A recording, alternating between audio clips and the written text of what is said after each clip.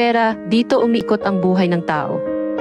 Pag wala ka nito, para kang basura sa mundo. Bali-baliktarin man ang mundo, pera ang gumagalaw sa paligid mo.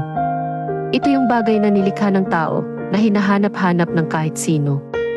Hindi mo mabibili ang gusto mo pag wala ka nito. Hindi mo mapapalapit ang mga tao sa paligid mo pag wala kang pera. Pera na kayang sumira ng pagkakaibigan at pamilya. Madalas kakaibiganin ka lang pag may pera ka, kikilalanin kang pamilya pag asensado ka. Pero pag nawala sa'yo ang pera mo, lalabas ang tunay na kulay ng nasa paligid mo.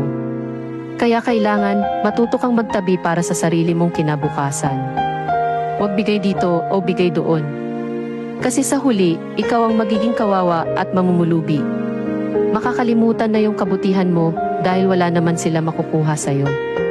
Hindi ko nila lahat ha, pero yan ang madalas na mangyayari.